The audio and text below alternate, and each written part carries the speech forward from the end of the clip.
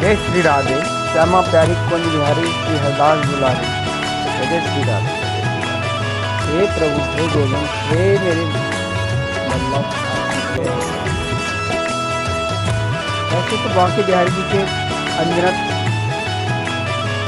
भाव में प्रसंग हैं, पर उन्हीं भाव में प्रसंगों में से एक प्रसंग में आपको सुनाने जा रहा हूँ, जो कि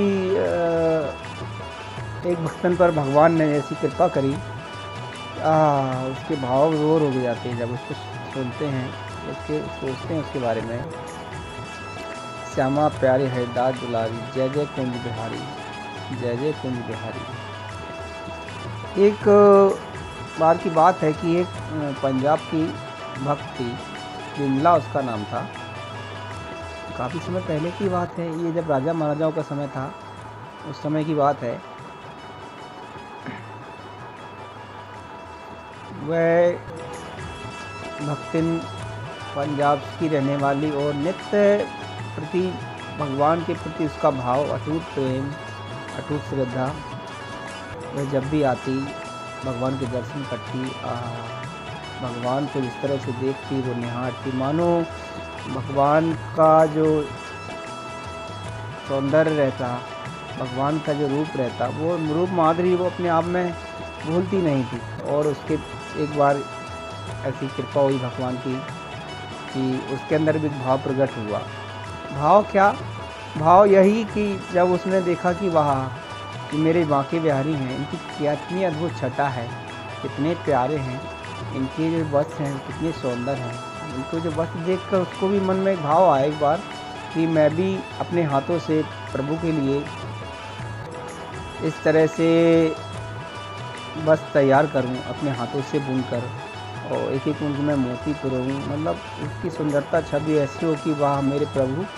उसके मन में इतना अटूट प्रेम भगवान के लिए, तो भगवान ने भी उसका भाव पूरा किया। देखिए लीला, देखिए आप। वह गई अपने जो गोसाई रहते बिहारी जी के मंदिर में, वह इनके पास गई। उनके गोसाई थे, उन्होंने मतलब सेवा के लिए बोला कि हे गोसाई जी, मेरे मन में ऐसे ऐसे भाव आए हैं, क्या मैं अपने भाव पूरा करना चाहती हूँ। तो गोसाई जी ने उसको बोला कि देखो भाई, सेवा चलती रहती है ठाकुर जी की, और नंबर लगे रहते हैं भाई, आज ये सेवा कल वो सेवा। तो उन्होंने कहा चलिए ठीक है, देखते हैं आपका नंबर कब आता है। तो उन्होंने नंबर लगा दिया। तो उसको 1 वर्ष बाद पूर्णिमा के दिन ही कोई ऐसा समय मिला कि जब आपको वस्त्र पहनाने के लिए सेवा आपकी तरफ से रहेगी। तो उसको भी चलो, उसने कहा बढ़िया है। वो बड़ी प्रसन्न हुई और गदगद हुई, और वहाँ से भाव लेके गई। और भगवान का वही उसका मतलब भाव रहा, नित्य प्रति भगवान को स्नेह करती रहती थी, और उसी भाव में डूब के भगवान के मन में आदर लेकर, और भगवान के जो वस्त्र हैं तैयार करती, और भगवान को याद करती, दिन प्रतिदिन इस तरह से सेवा करती रही वो। और भगवान को याद करते करते 1 वर्ष कब बीत गया पता ही नहीं चला। और जब उसका समय आया अगले वर्ष, तो वह मंदिर आई अपने परिजनों के साथ में, और उसने भगवान को जो तैयार किए थे भगवान के लिए, वह बस लेकर आई। पर यहाँ देखिए विधि की विधना देखिए, उसी समय दतिया के जो राजा थे, उन्होंने भी बांके बिहारी जी के लिए अपने कारीगरों से उसी दिन के लिए बस तैयार करने के लिए बोला था। वो भी अब राजा थे, दतिया नरेश राजा थे। अब गोसाई जी राजा की बात तो नहीं टाल सकते, भाई मानाधिकारी हैं। और उन्होंने बोला कि भैया आज की सेवा जो है राजा दतिया नरेश राजा की तरफ से रहेगी। तो राजा जी थे, तो फिर अब वो भक्तिन को नहीं पता। भक्तिन जब गई तो निराश हो गई जब उसको पता चला कि आज की सेवा मेरी तरफ से नहीं। गोसाई ने उसको बताया कि भक्तिन, आज बिल्ला, आज तो तेरी तरफ से सेवा नहीं हो पाएगी। देख राजा ने मतलब राजा जी आए हुए हैं, वो मानाधिकारी हैं, उनकी बात टालनी नहीं पड़ेगी अपन को भाई। तो उन्होंने कहा, तो वो भक्तिन बड़ी उदास हो गई। यहाँ दतिया नरेश राजा ने भी बड़ी अपने कारीगरों से बढ़िया स्वर्ण चांदी सहित भगवान का ऐसा अद्भुत जो वस्त्र श्रृंगार था वो तैयार करवाया, और वहाँ पे वो राजा भी हुए और थोड़ा मान भी रहा राजा जी को कि भाई वो भाव में थी विमला। तो भगवान को ये बात कहीं थोड़ा सा चुभ गई, भगवान को अच्छी बात नहीं लगी। राजा को थोड़ा सा मान रहा, अब भगवान तो भाव के भूखे हैं, अब विमला अति प्रेम भगवान से कर रही है, इतना भाव उसका भाई भगवान की अटूट श्रद्धा भगवान के चरणों में। और जब इसको इस तरह से पता चला कि आज की सेवा जो है मेरी तरफ से नहीं हो पाएगी और मैं वर्षों से एक वर्ष इंतज़ार कर रही हूँ, तो उसका दिल रुदन रुदन हो गया और टूट गया। और मन ही मन में भगवान को इस तरह से कहने लगी, हे प्रभु दीनानाथ, क्या तू गरीबों की नहीं सुनता है? क्या तेरे लिए राजा ही सब कुछ हैं? क्या तेरे लिए बड़े ही लोग हैं? क्या तू उन्हीं की सुनेगा? हे राजा, हे महाराज, क्या तू कभी हम गरीबों पर कृपा नहीं करेगा? और वह इस तरह से भगवान को कोसते हुए रुदन करने लगी और क्षमा प्रार्थना भी कर रही कि भगवान मैं आपको इस तरह से कोस रही हूँ, ये कृपया मुझे क्षमा भी करें। और मेरा भाव है, मैं अपने आप को नहीं रोक पा रही हूँ। और रुदन करती हुई मैं वहाँ से मंदिर के प्रांगण से चली गई। आप मंदिर की अब देखिए बांके बिहारी जी की कृपा। बांके बिहारी जी तो भाव के भूखे और भगवान भक्तों के एक एक भाव को समझने वाले हैं।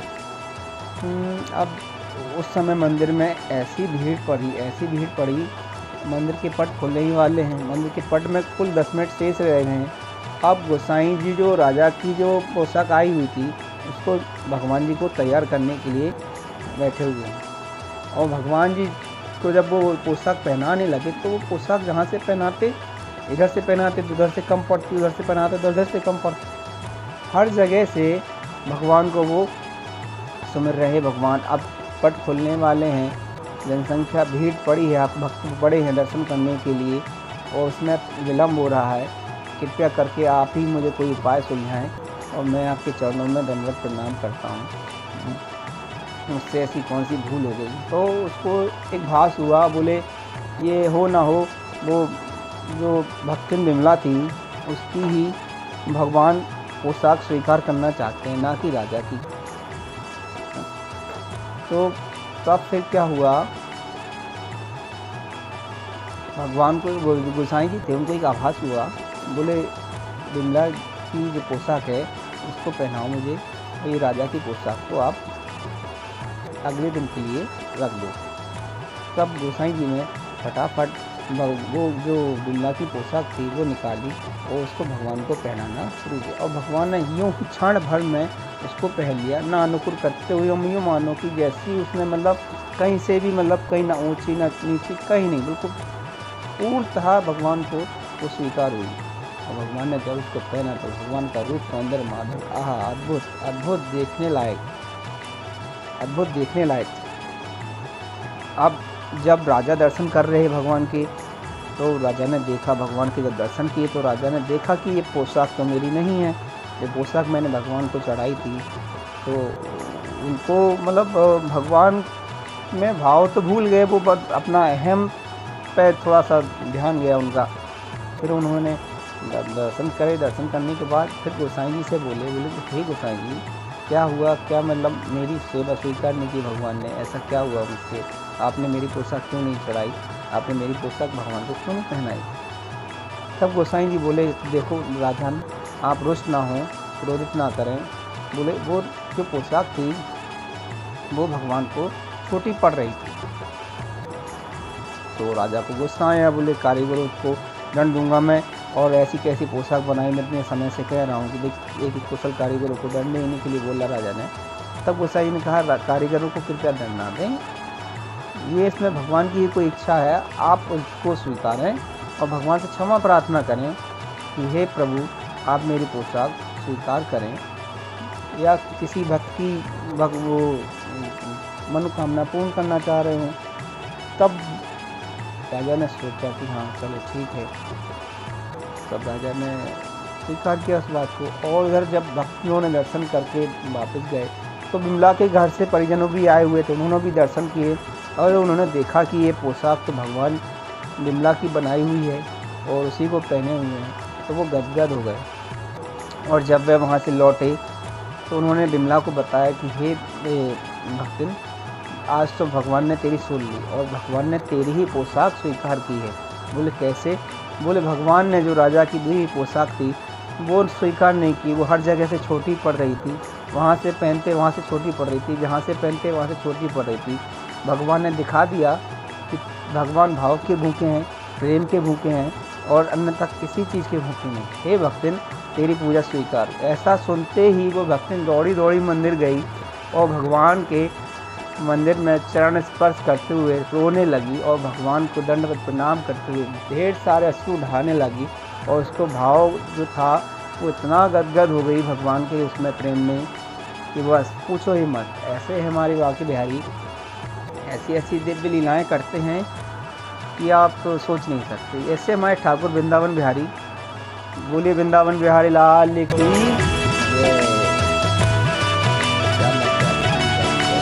जय।